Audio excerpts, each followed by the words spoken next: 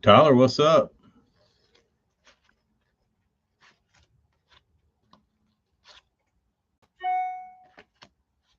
Chris, what y'all up to? Oh, it feels like Monday. Travis Stearman, how goes it?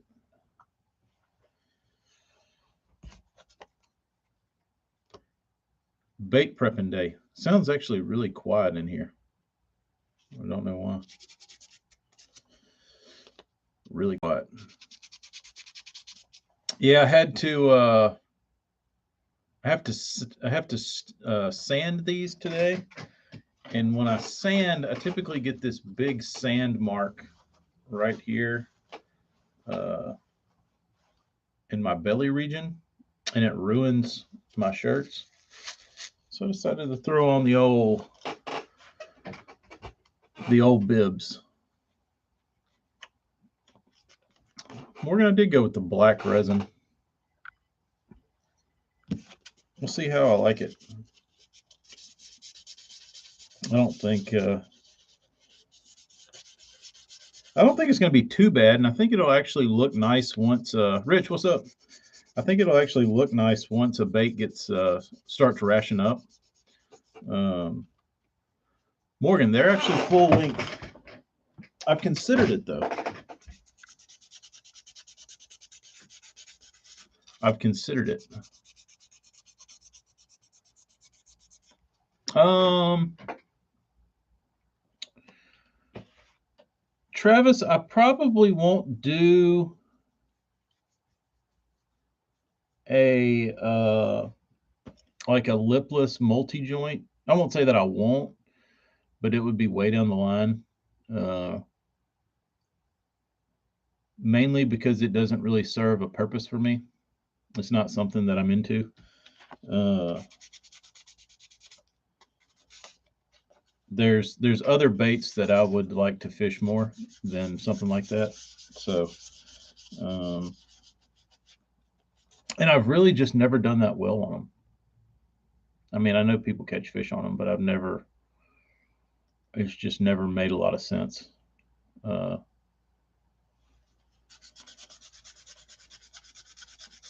I mean, it makes sense, but it just doesn't make sense for me. Um, it doesn't matter. You're not going to throw them anyway. Yeah. Um, no, you certainly could. Um, I mean, I guess they're popular. Uh, I don't know.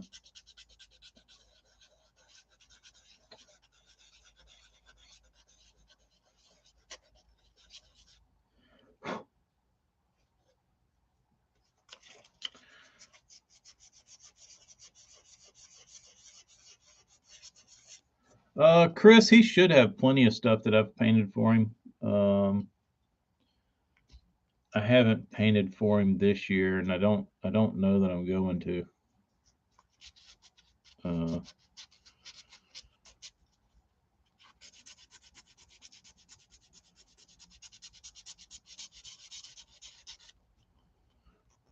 I don't know that I'll. I don't know that I want to, honestly. You know what I was thinking about, Morgan? Last night, I told Amy we were sitting there talking, and I was like, you know what there needs to be more of in bass fishing?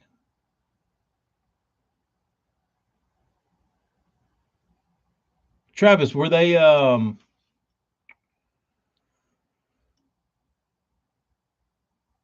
saw a guy selling some on Facebook this morning, and it was like 5 wiggle warts and like 3 chug bugs and like a magwort and some other, maybe it was a Big Mac, but they were for painting. They were painters, he called them. And he didn't want much for them. He wanted like $50 for all of them. But I looked at him. I was like, that's tempting.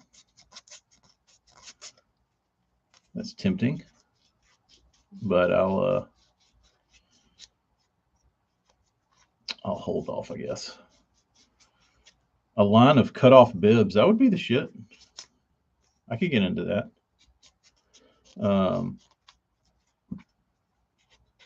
I was telling Amy last night, I was like, you know what there needs to be that maybe I need to do? Because we were talking about she's like, you need a new pair of Crocs. Your Crocs you've worn out. I was like, yeah, I know. And I was like, you know what? Um, the next pair of Crocs I get, I think I'm gonna wear socks with them so I don't like completely like roach them out on the inside. And I was like, do they make fishing socks? And she was like compression socks? I was like, no, like socks with little crankbaits all over them or something. And she's like, I don't know. It's like, I don't know that I've ever seen that. It's like, I need a line of socks. Not many, but just, you know, I don't know. If I'm going to wear socks, why not wear fishing socks? They got socks? Damn it. People think everything, man. I've never seen the Piz socks. I saw his gloves. I don't follow UFO.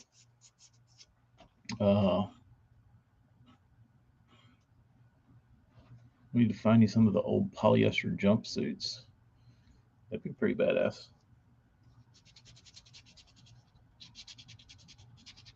Red Wing. Do people buy the socks? Are they popular?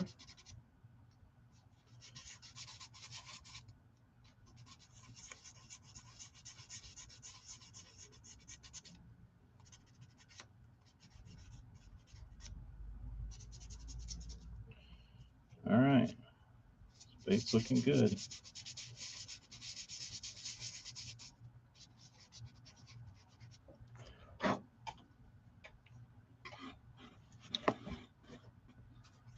One post, probably not good.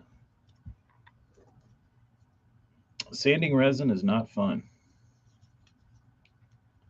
What's the bait on the wall back there to my right of all the little stick baits? There are two of them. Looks like they have a light blue back. Are you talking about right here, Morgan? Is that the correct section? Those?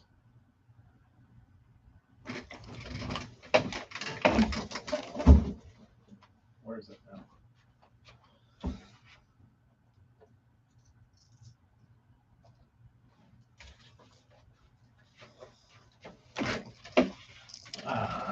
It's embarrassing.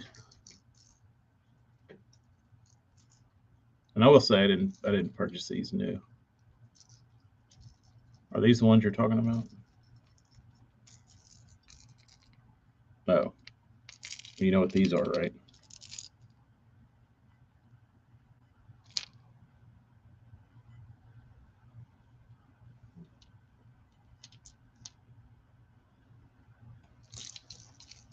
To the right of those.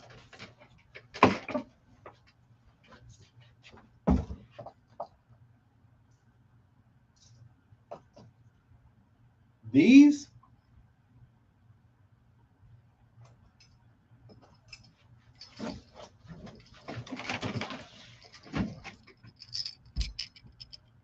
It's just a big old faded out fat-free shad. Mark Davis and Bill Dance got paid for these.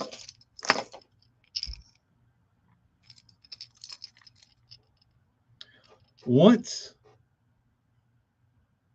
a sought-after crankbait. Does anybody even care anymore?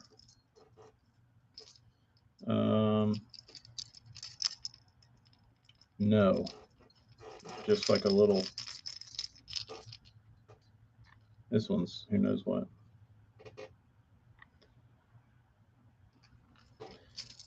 Man, I like the big ones, and I don't really like the big ones. Slay Nation, what's up, Slaya?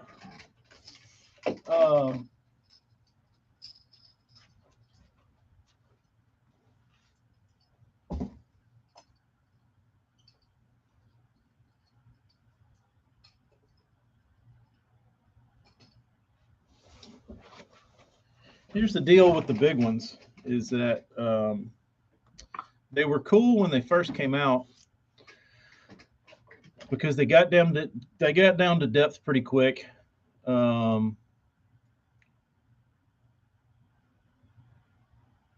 and there's really nothing like at the time when those were out. What else did you have to throw to get into the like 18-foot range? Um, you had the Lord Jensen Hot Lips. It got down. You had like a Man's 20 plus. It got down. You had DD22. Um, I mean, that was about it. This was pre Series 6. Um,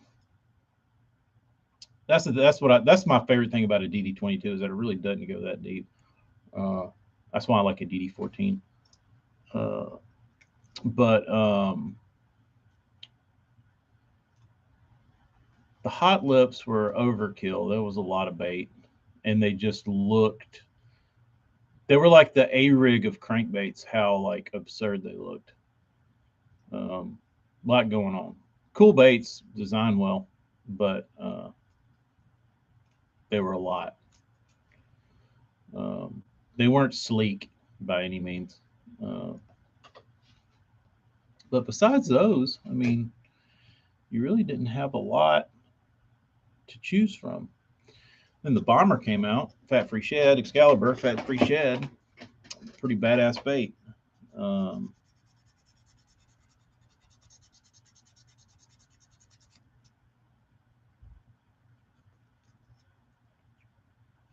so that's why they kind of took off. Um, Tyler, I never knew anybody that actually fished a mud bug. They'd probably dig though.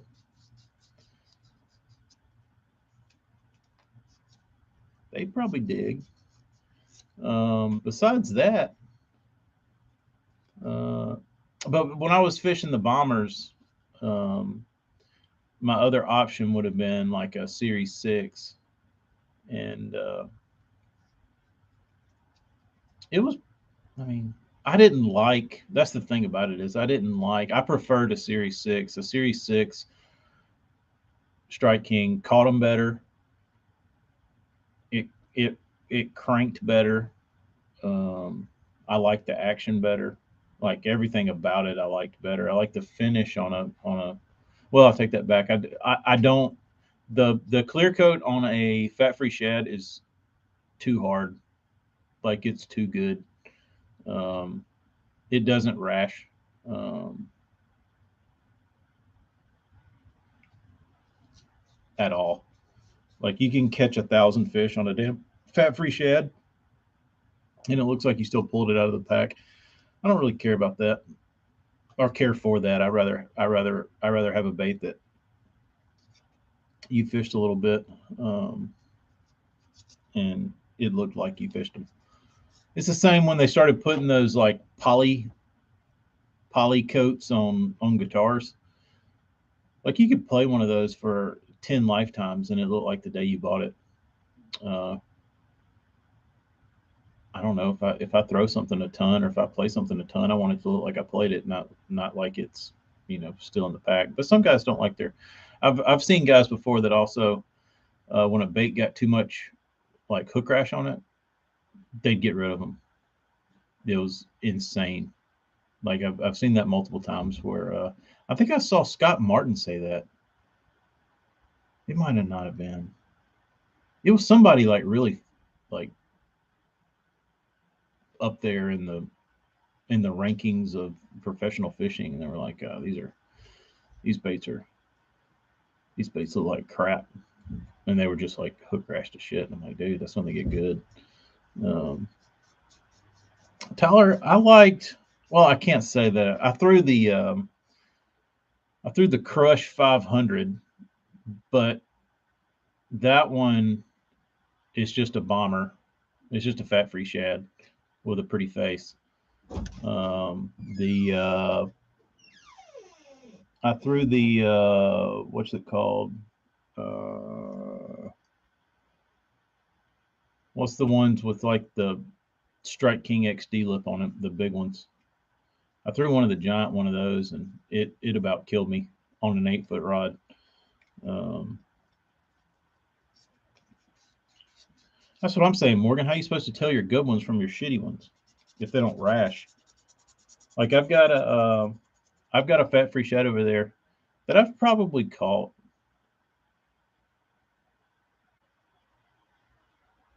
400 or 500 fish on. Then that's like uh, an accurate number because I was keeping up with it during practice and like over the course of its life. Um, because I know when I was at Kentucky Lake, I had like 4 or 5 like 75 fish days, and I was like adding it up. And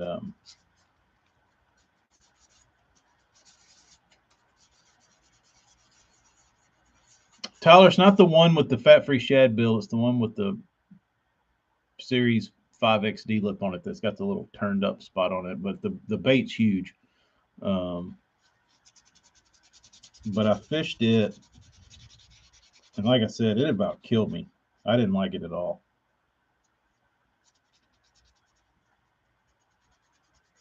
It just pulled too hard.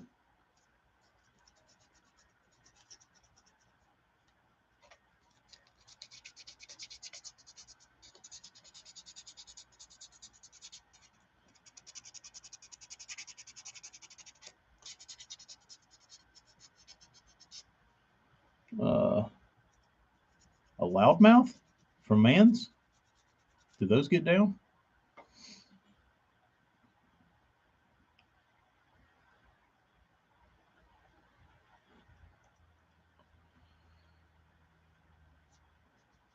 I never thrown the 10XD.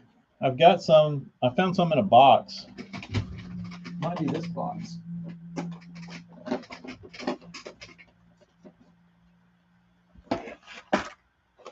Yeah.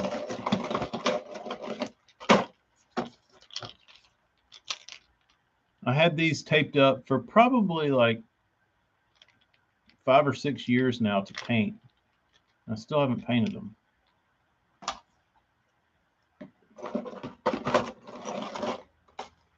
Maybe I'll paint them one day. I got these on sale at Academy for $2. Not that I would throw them, but I couldn't resist. I couldn't resist 2 bones.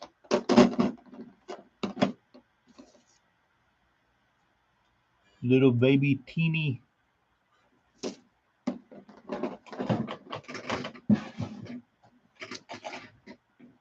Z-Boss. Yeah, that thing. What? That's not. That thing hadn't been around that long though.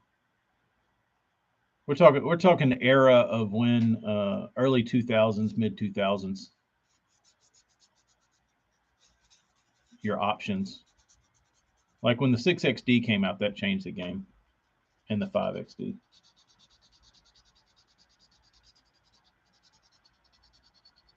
For me, it did.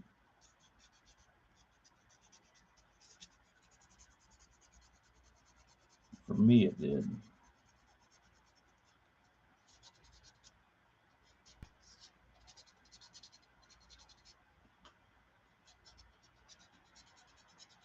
All good, Damon. All good. But what else? I mean, the Z-Boss, does it catch them? Travis, you might be right. I try not to lose stuff. I feel like I know where everything to an extent is. Um, dude, you haven't even seen like the real weird shit. Would you like a sampling?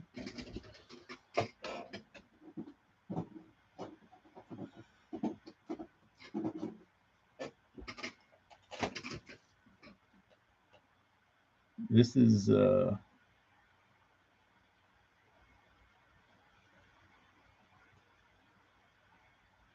is this is what I had Marty build me.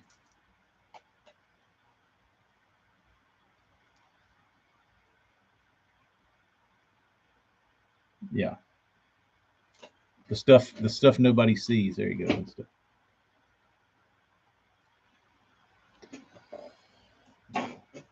Rich, the mubbas are here, and they're sitting right next to me. It's a crab. Um,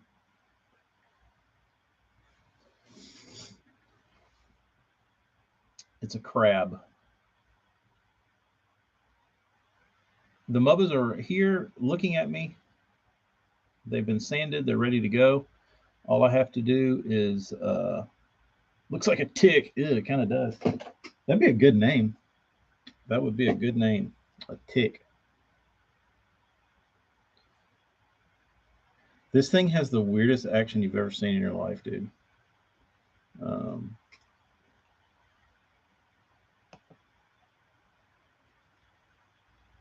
um, no, the missing Marty box has still not shown up. I don't know where that thing is.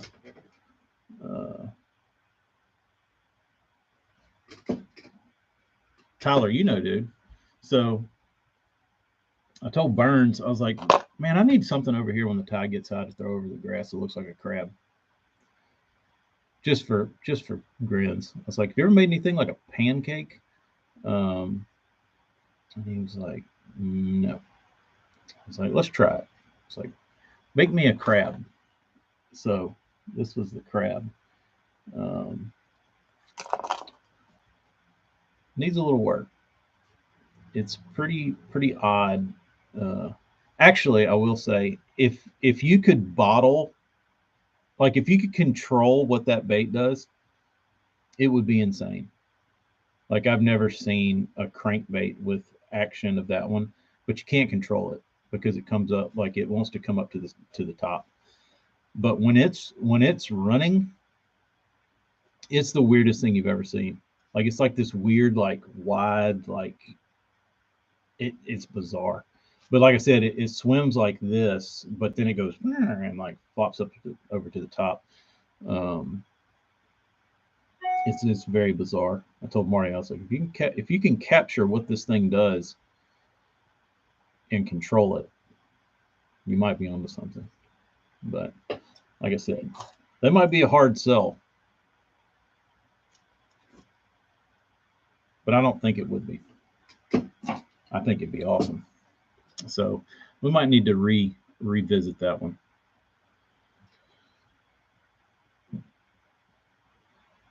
Tyler, all the little bitty ones are all big ones now. I went out yesterday for a little while, and Rich, it is right there in the belly. I went out for a little while yesterday, and my steering cables on my trolling motor are backwards.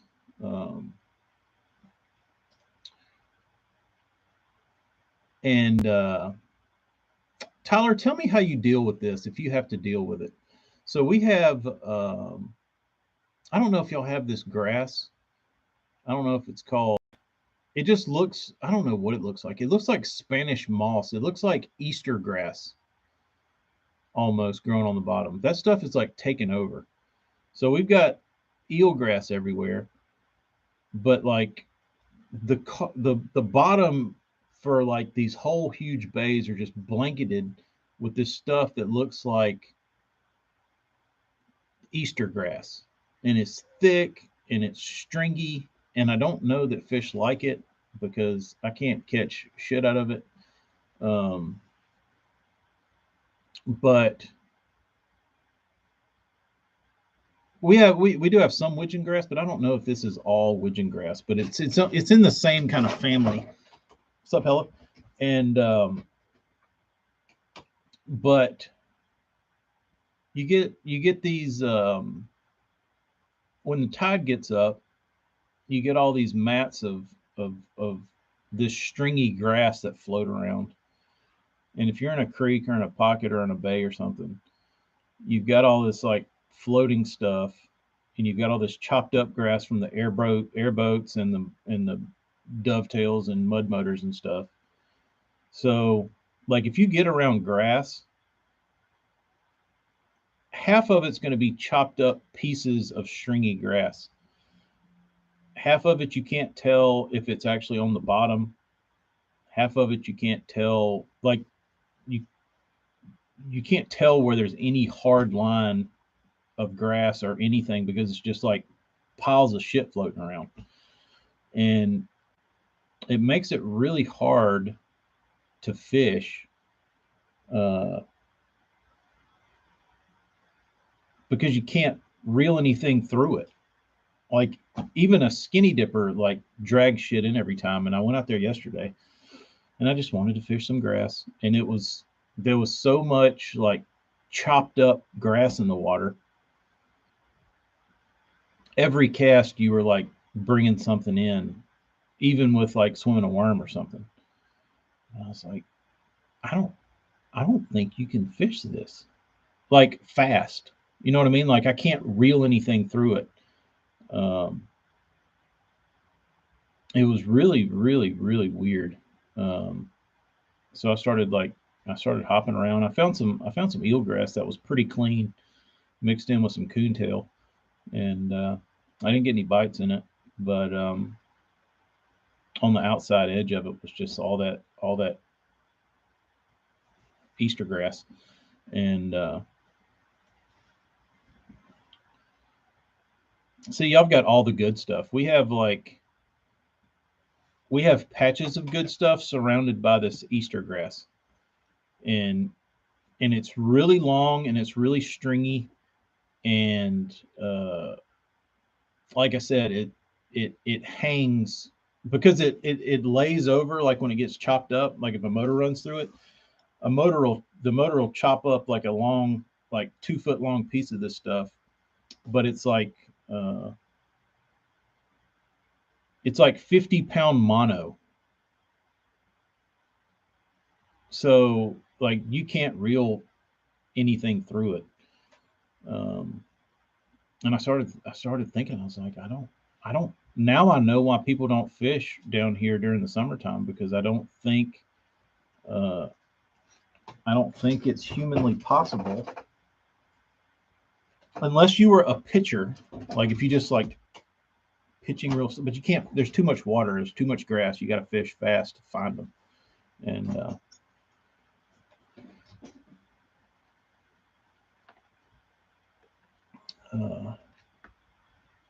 I don't. I, I farted around in it yesterday, and I caught a handful of fish flipping, and I was like, I don't want to flip. Like I want to catch them winding something because the water's over the grass. Like tide was high, and I was like, the fish should be biting in the grass somewhere, but you can't fish it. You literally can't reel anything through it or over the top of it because there's so much shit floating around. Um,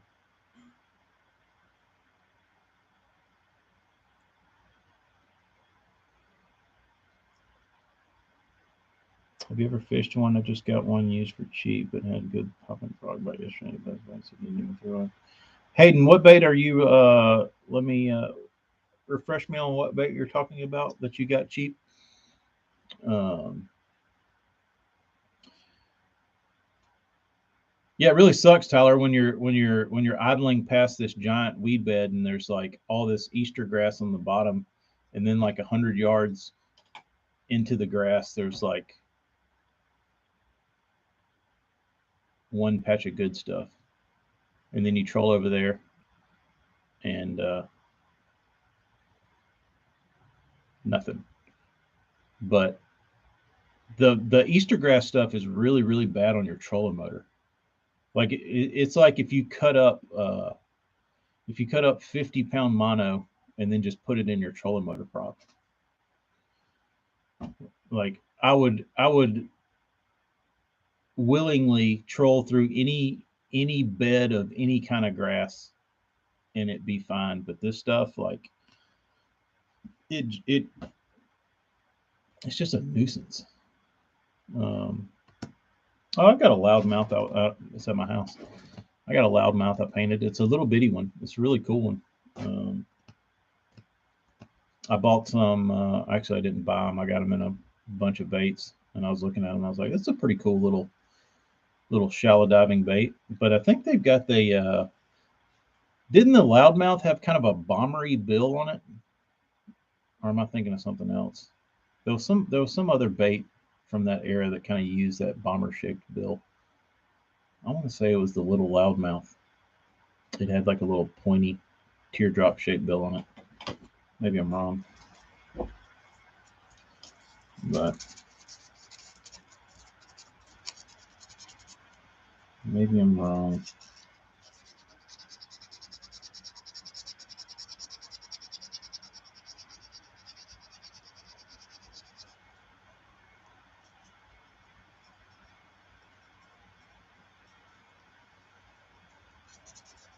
So I think what I'm going to do is I'm going to do the bulk of this sanding, and then I'm going to go through and do the fine sanding.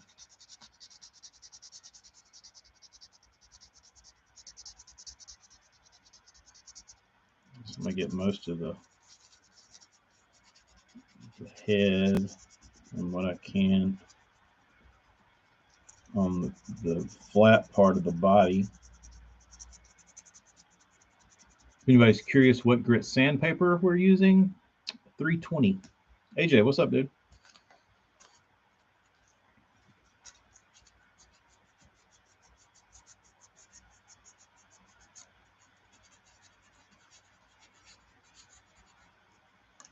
Travis, you want to see some more weird stuff?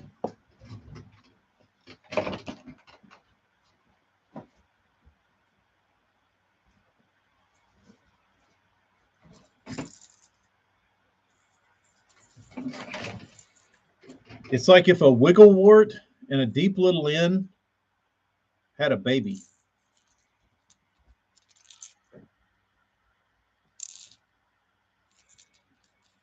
It's called a hog star, Hawg. You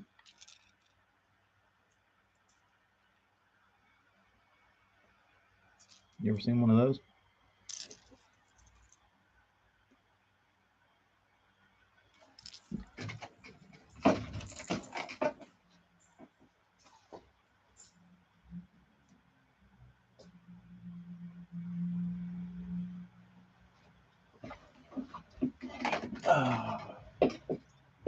Mike, I am.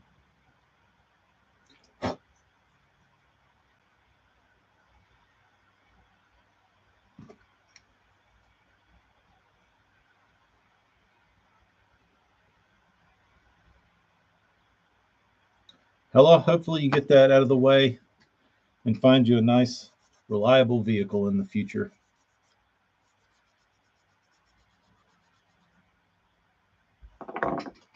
Travis, that's why I always buy these weird ones. Because you wonder, because of lack of marketing budget, lack of want, lack of anything, um, just lack of availability. How many baits out there that are potentially better than a wigglewort, better than a, you know, whatever else, a deep little N, better than all these like great crankbaits that just nobody knows about.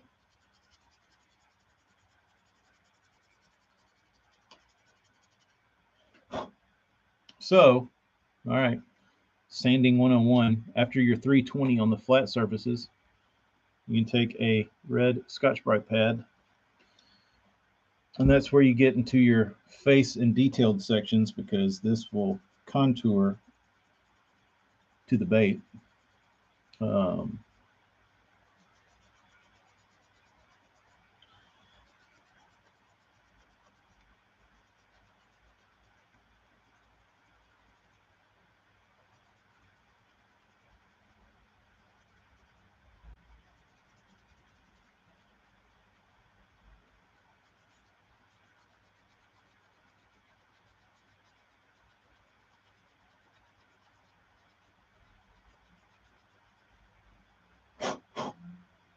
um, Chris, I have never thrown that bait, but I have painted quite a few of them, and only in Texas.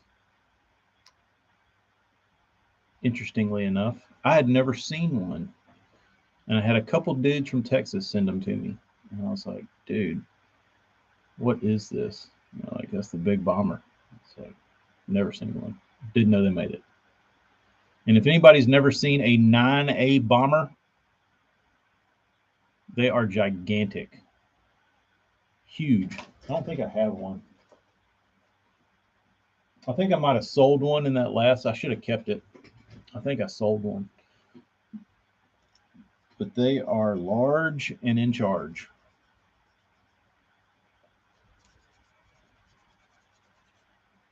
Travis, I've got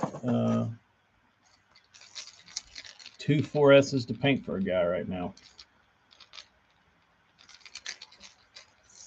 They're good. They're good. Kyle, what's up? I never was on the series 1. I was into the my favorite Strike King to date that I still throw is the Strike King Series 4. It had a little Chris, do tell.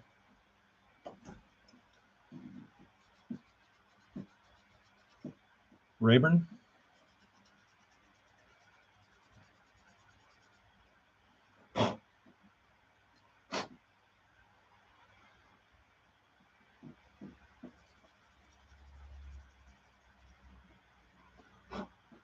All right. A little white spot right there.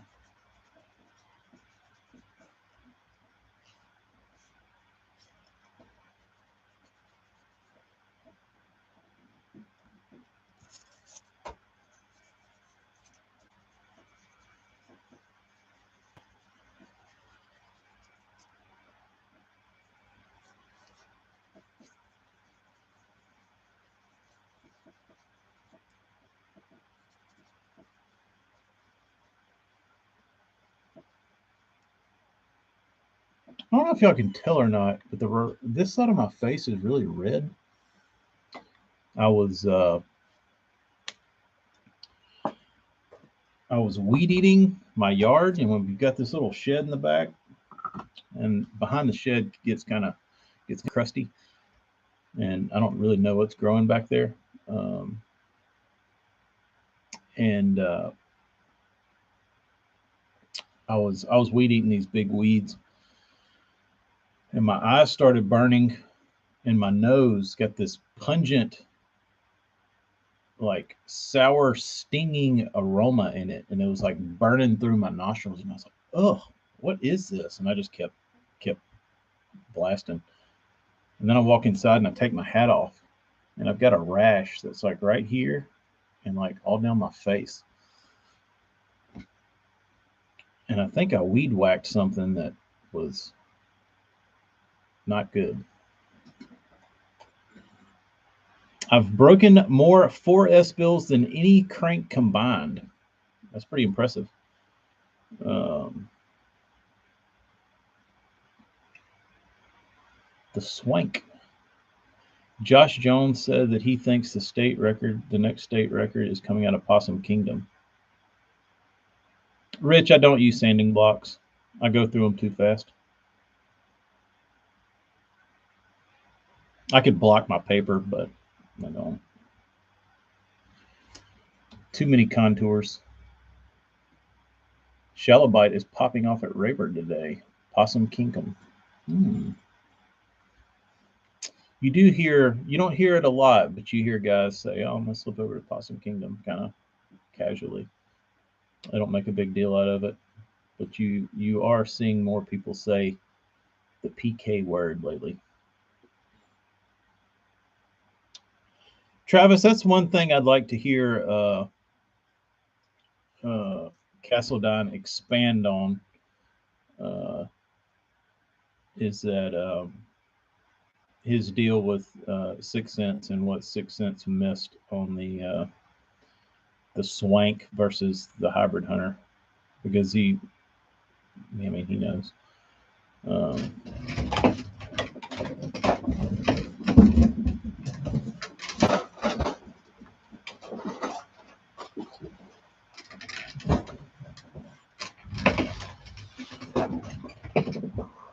So we'll do a little history lesson.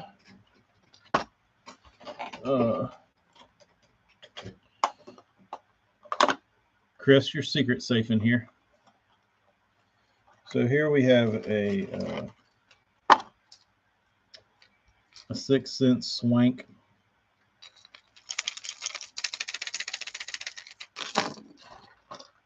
Here we have a Strike Pro Bubba.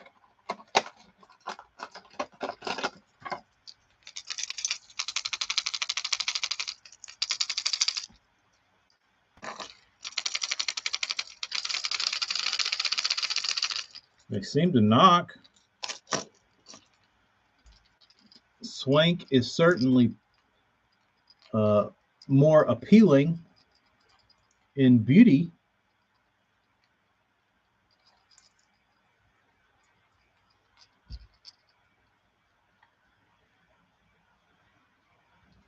Yeah, that's what I was talking about, Travis. He started talking about it, but I don't think he ever finished it, right?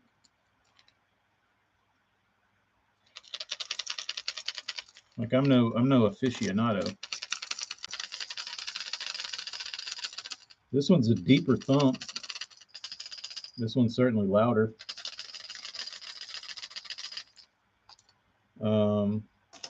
One thing I believe is this one, the swank dives too deep.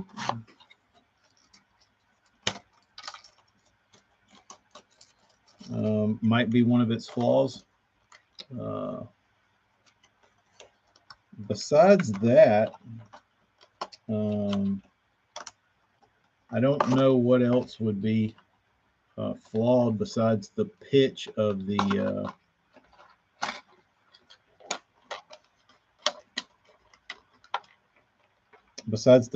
rattles. They're different. But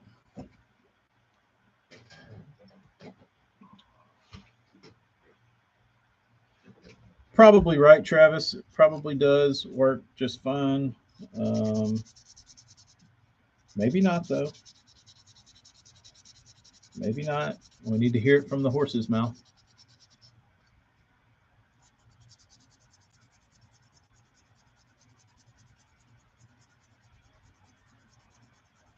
What's your trust level 1 to 10 of Castledine, Stearman? When it comes to maybe performance of the Swank 77. 7. That's about right. There's I think there's different varying levels of honesty you get. In the members group, you probably get higher level, but there's probably still 3 to 4 more levels of truth past that.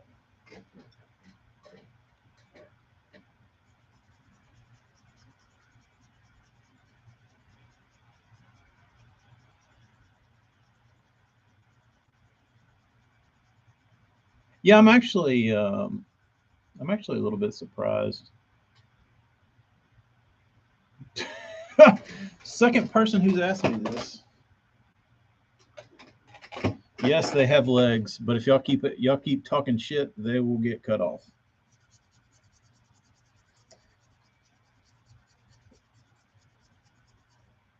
Maybe that's my next live. People don't give a shit about sanding swim baits. How to make your own shorts out of coveralls. These actually had to be extended. They were a little short. So my mom sewed on some extenders right here. She did an awesome job. I needed about an extra inch. Don't we all?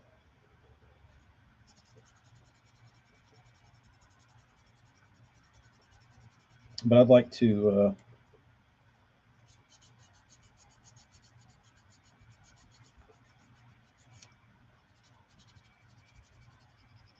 Tyler, you throw the swank?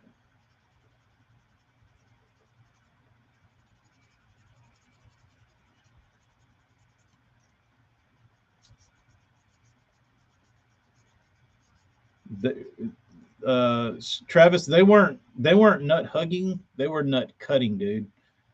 When these things were up where the old straps were, it was like putting a razor blade in your damn grundle.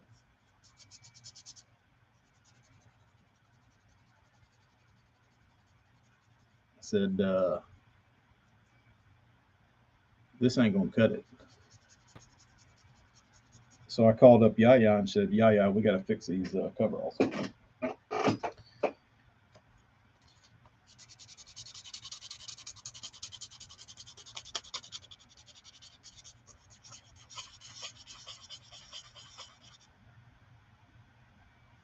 We've got to fix these coveralls. Travis, I've got an apron, but I don't know where it is. I know where my baits are, but I don't know where my apron is, right?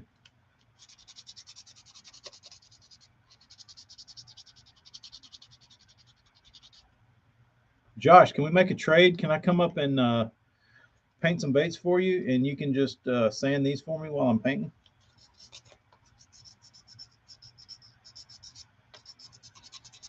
Right in the middle of the shop.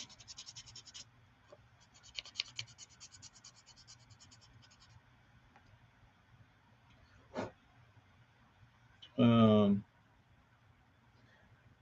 believe it or not, Josh, knock on wood, I don't have many pinholes. I know it's strange. I don't know. I don't know how I'm doing it, but the industry standard shows that in order to have a swim bait, you need giant amounts of pinholes in the sides. But unfortunately, mine and Tedo won't have them. Hmm. Weird. So unfortunately, guys, this and all previous baits will not have pinholes.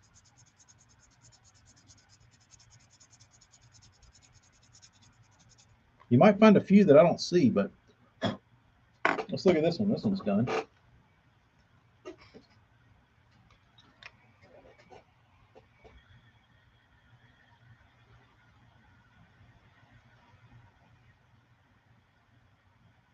Where are they? There's one. One little bastard I didn't find.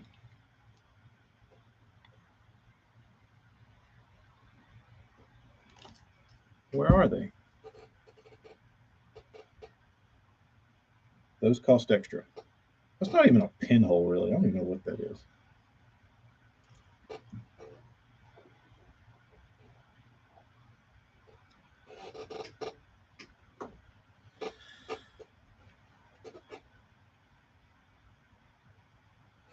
Micro fish whistles. Ooh, good point.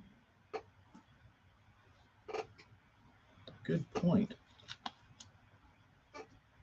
I feel like paying 100. It's a lot of baits. But if I get these out, I should. If I can have these done, I can knock some out.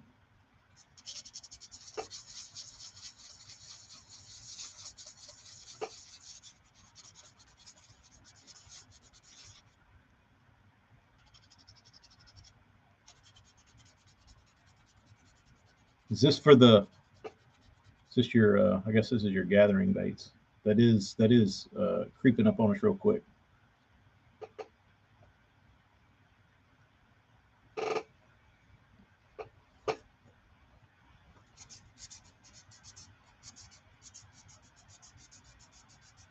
Those are where you put the scent. This one didn't have pinholes, but it had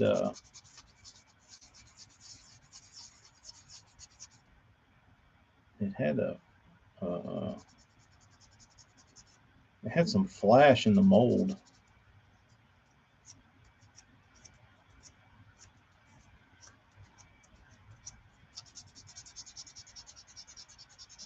Now I've got this weird line going up the side. I think I got it. I think I got it shaved off. Throw the Strike King. Yeah, that's the odd thing about that, Tyler, is I hear lots of people say that, and Todd talks about lots of the pros that like still don't get it. And it's like, what's really going on here? It's odd.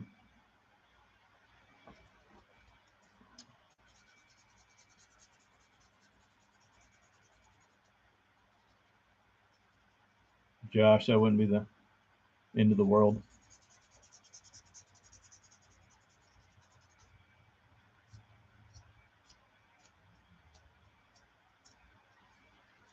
You just spraying raw paint on a bait,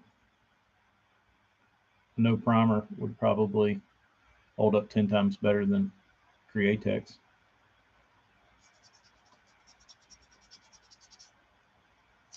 So I think you're safe.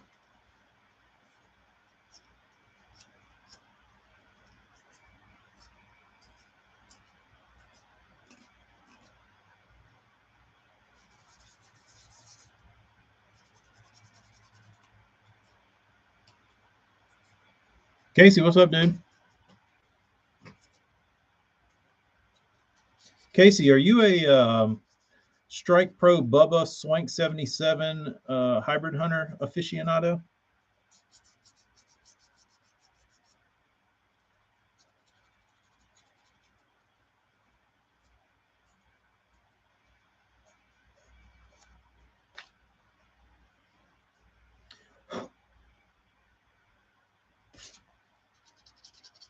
Watch, I'm gonna lay down a coat of paint on these. They're gonna be pinholes everywhere.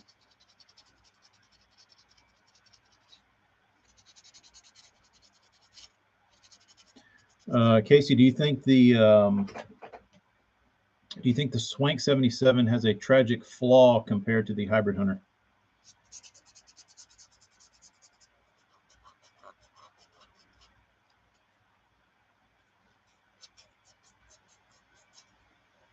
My IT guy just got here. My puppy has a single-handed shutdown. My puppy has single-handedly shut down until he ate about half the cables to our server. Eee, ouch. Good luck with that.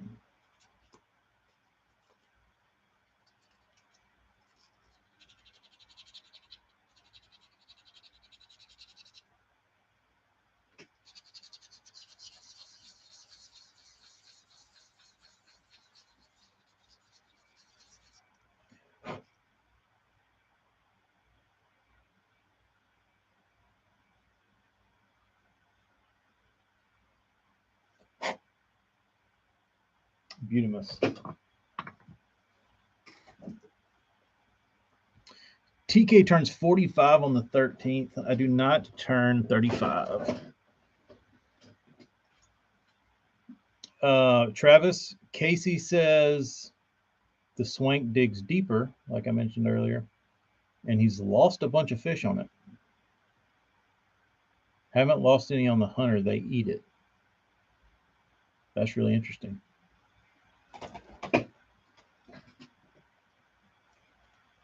Very interesting. We were trying to diagnose why what the shortcomings of the Swank are.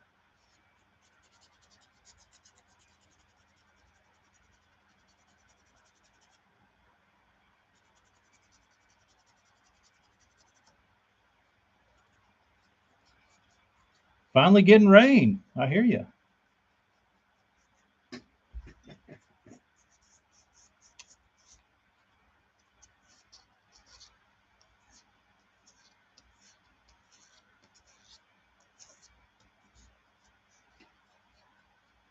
I wonder why it doesn't. I wonder why it loses fish. Once you hit 38, you start going backwards.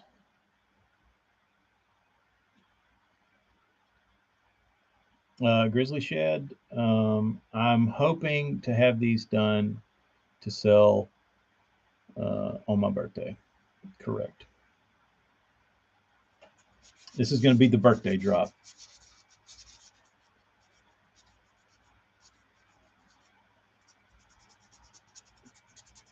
So I can go fishing with peace of mind, and all will be well in the world.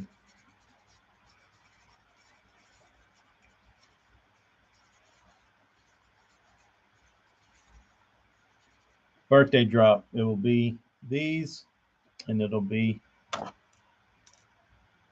these.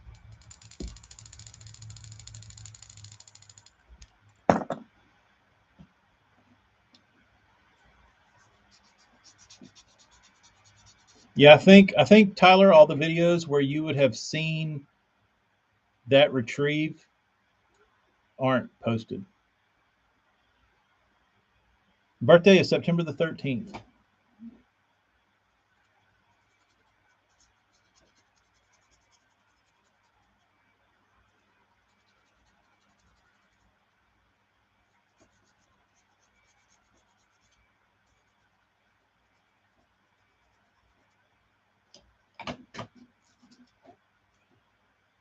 Babe, why don't you give my social security number while you're at it?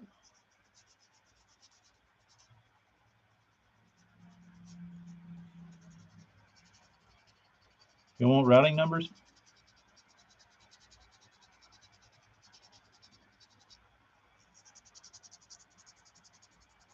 How much is the Midway birthday discount?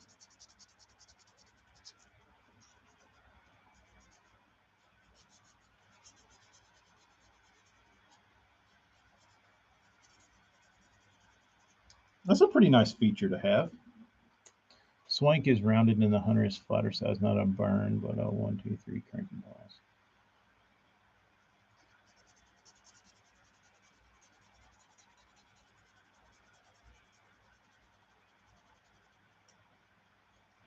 Tyler, now you know.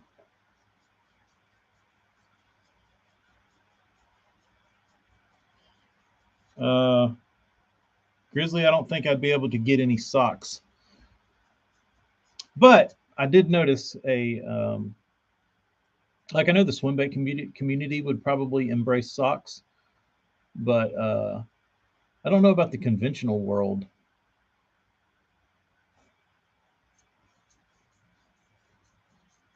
I don't think the conventional world is ready for like crankbait socks.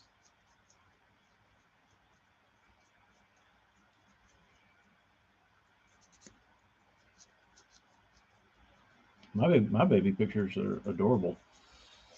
I would welcome them. I just look like a little fat baby.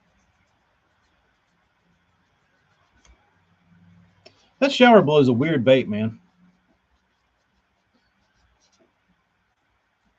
It's typically not the most beautiful action you've ever seen. It's very mechanical, but it catches them.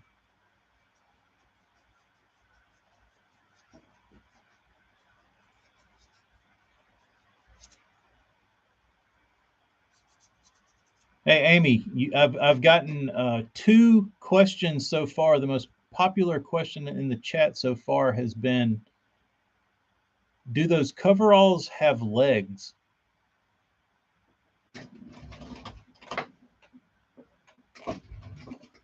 I think I'm going to have to find a pair of coveralls to cut off. The people have spoken.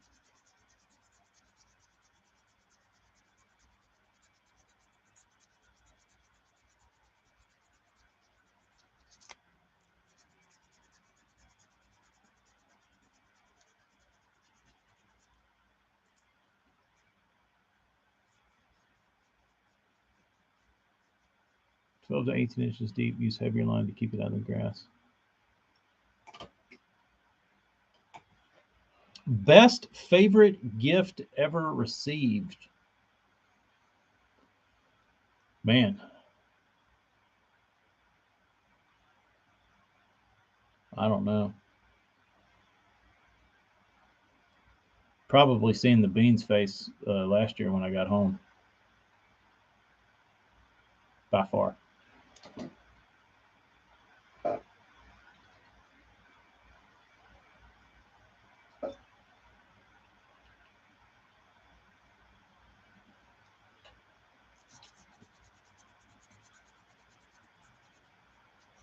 Does Rayburn get that? I guess Rayburn gets that much pressure. Thanks, Kyle.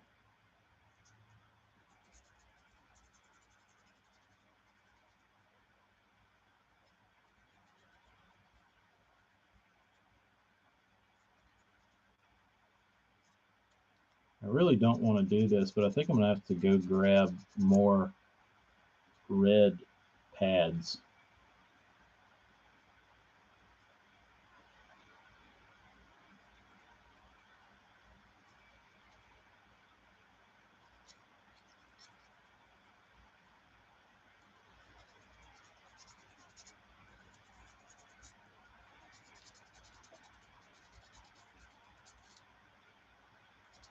Because these aren't going to be enough.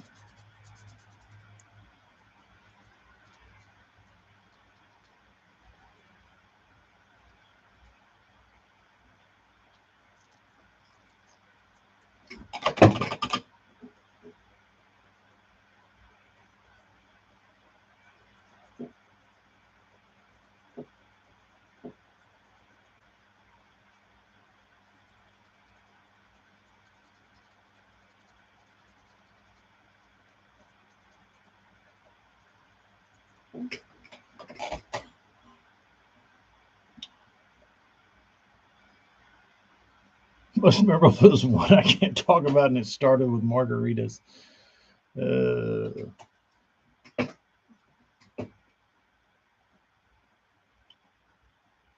300. Tyler, you think it gets more boat pressure than the G?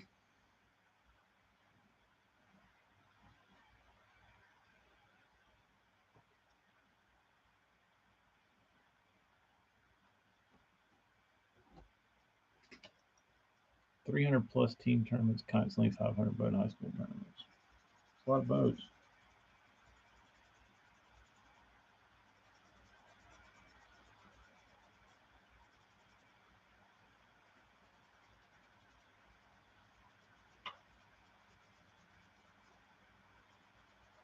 Doug, what's up? You been fishing?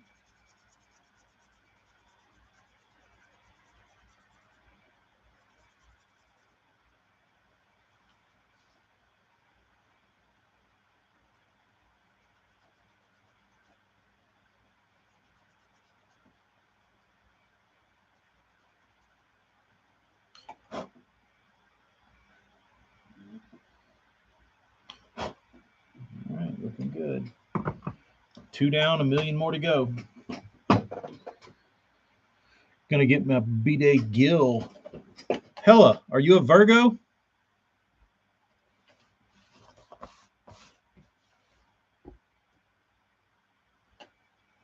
That's what's so wild about Guntersville, Tyler, is that as heavily as the fish get pressured, like once you figure them out, like you figured them out. You know what I mean? Like you can run around and just hammer on them.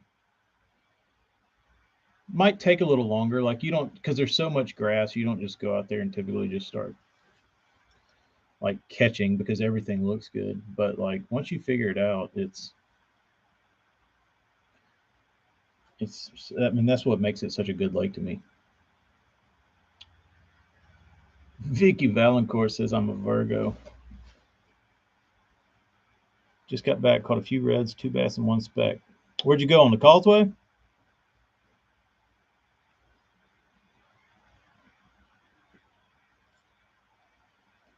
Dude, if you went this morning, uh, your like floorboard was probably in water when you launched your boat, Westphal.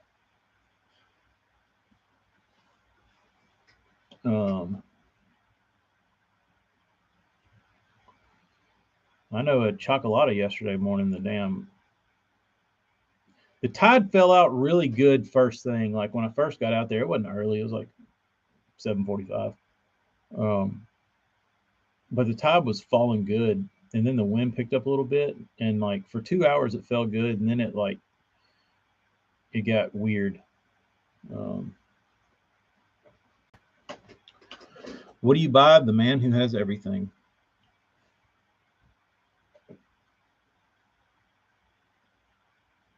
Casey, how hard is it in our current environment to go where nobody else will? I feel like in the old days, uh, pre maybe Google Earth, even Google Earthish time, but like uh, I feel like back in the day, before people, I feel like a lot more people are more willing to share information, whether it be theirs or not.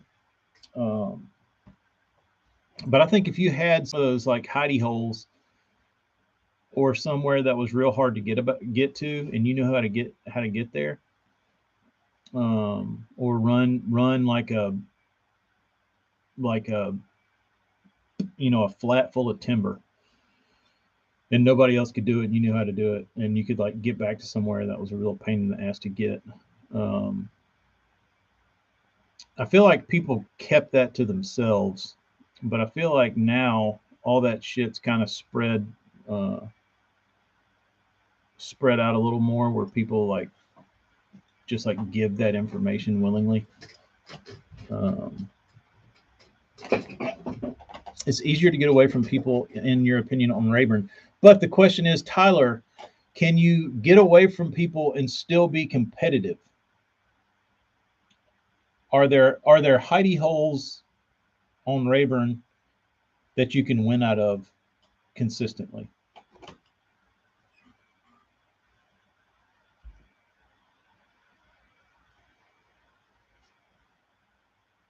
Let me get on Marketplace. I'll find me a pair of these boys cheap.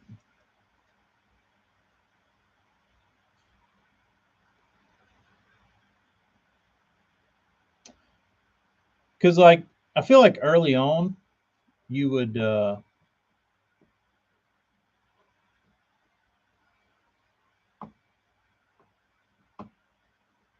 like I feel like there's plenty of places that you can get away just for the sake of getting away, but they might not be winning holes. Um,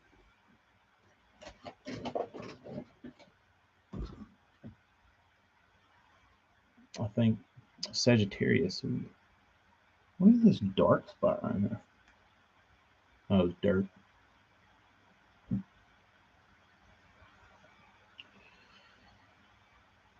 The Hey Dude shoes, I can't handle those, dude. No matter how comfortable they might be,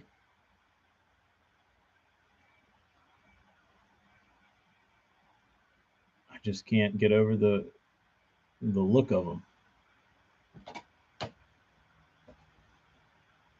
I think that's the key, Tyler. I think it's staying close enough to a large group of fish, or like a large area that typically has big fish or large numbers of fish, and then getting off a little bit from the normal meat holes and figuring it out.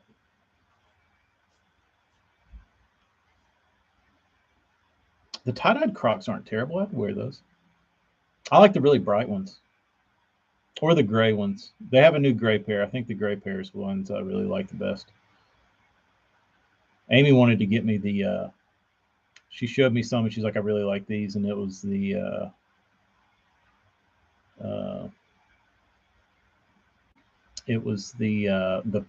the paint splattered ones, and I was like, "I don't need Croc to splatter paint all over my shoes. I can do that by myself, just working." Uh, but Casey, I had an interesting experience one tournament. I was in this creek, and river got up, and it was high and it was muddy, and it was early in the spring. There's this one creek that on the body of water we were fishing that stays pretty clear um, when the river's up. And anyway, so I told my fishing partner, I was like, we don't have much of a choice. I said, let's just run down there and, like, you know, hope there's not a bunch of boats in there. Well, there was. So we're all fishing around in there. And I was like, all right, this is just one of those days where um, we're just going to have to outfish everybody else in here. No problem. So let's put our head down and do that. So we had we caught a 3-pounder early, which was good. We had a couple more, like 2s. So we had a decent start for, like, shitty conditions. And anyway, so we passed this older gentleman, a little older than me, that was a reputable angler around central Alabama. Dude has caught them for years and years and years, and he passes us in this creek. I said, "What's up, man?" He said, "Too many boats in here." I said, "Oh yeah?" He said, "You can't win in here. Too many boats." Picked up his trolling motor and left. So that kind of stuck in my brain, and it kind of pissed me off. I was like, I can fucking win out of here. So we went across the creek. Little bitty micro grass like patch of hyacinths. And I was sitting down in the bottom of the boat rigging up like a heavy sinker to flip with. And my fishing partner Jody already had one rigged up. He flipped in there and sets the hook, and I hear grunts. And I reach down, grab the net, sitting on my ass, grab the net and scoop it up. It was a 6. All right, now we're doing something. So dip the 6 up, and I was thinking to myself, can't fucking win in here. Watch this. So I told Jody, I was like, we need 2 more, dude. So we went up and fished this other little hard spot. We caught another 3. And anyway, I forget what we ended up with. We might have called one more time with like a 2 3/4 or something. But anyway, we go to weigh in, and like 12 pounds is leading, and like 100 boats have weighed in. And I was like, dude, we might be doing something here. And I think we had like 16, and some dickhead comes in and weighs in like 2 ounces more than us. And it did, coming in second didn't piss me off. It was the fact that the dude told me you can't win in here, and he was kind of right. But just by 2 ounces, he was right. I was like, damn it, he jinxed me. He jinxed me. I was that close to disproving that theory, and that's really the only thing I wanted, was to be able to walk up after the tournament and be like, can't win in here, right? But I couldn't do that because he was right. You can't. You can only come in second. Later, Kyle. Lululemons and penny loafers. That'd be a sweet look. Yeah, that's for damn sure, Tyler. Community holes didn't become community holes because they sucked. They're community holes because they're full of damn fish that are seemingly pretty easy to catch. I think it's because of the volume of fish. Like, the fish get competitive is the reason why those places continually pump out fish.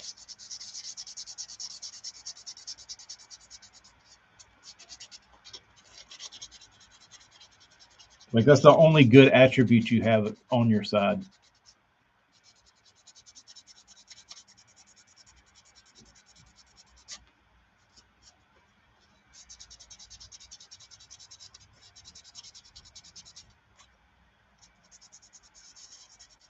That's what I was trying to. I was trying to explain to somebody about here in swim baiting, and or just like other parts of the country that are different than like Texas, and it all steered around competition, fish competition, and you see that a lot in Texas. Like you throw a glide bait by a tree, there might be 5 pounders swim out. You throw a swim bait by a tree here, that's there's not 5 pounders. There's not 5 pounders living in it. Like you might get up to Tennessee River and find that, but like in the normal human fisheries, that's not normal. You know what I mean? So when those fish see a big bait or something that they want to eat and they get competitive, that's when shit gets fun. But like when a fish is solo in a tree and doesn't have anything to compete with, like it's either a yes or no thing, right? Um, but when you throw the factor of competition in, that that changes the game. Um, but I don't feel like a lot of places have that competitive factor. Maybe out deep and stuff, but not like you know what I'm talking about.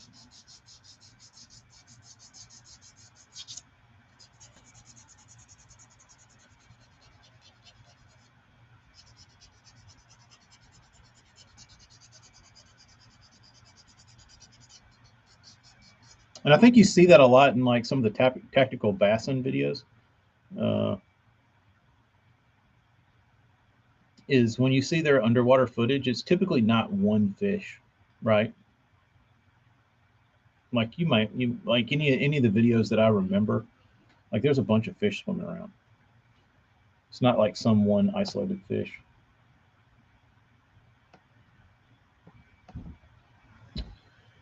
Doug, maybe.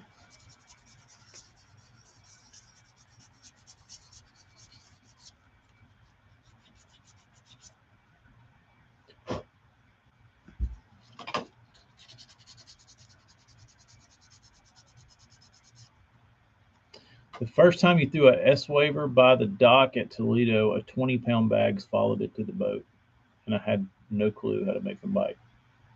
Sometimes you can't. Sometimes they're just window shopping. Uh,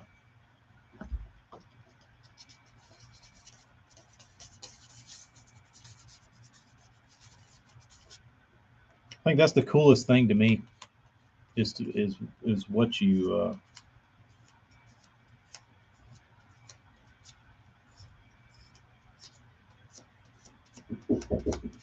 you see. Who's knocking on the door?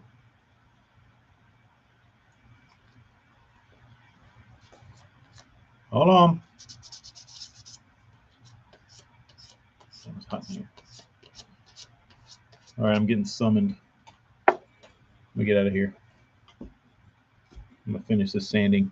I can probably do it twice as fast if I quit talking. So anyway, y'all be good. Good talk. We'll catch up in a few days. Bye bye. That was 10 years ago. I have a better understanding of glides, especially around docks, but now Toledo doesn't have the fish. That sucks. Right now, if you get into a spot that has a bunch of guard, don't just leave. Graph around with a big old large mouth. That's a good tip. It is not just a gar hole. Huh. There you go, guys. If you find gar, you have found bass. They're there somewhere. See y'all. Later, YouTubes.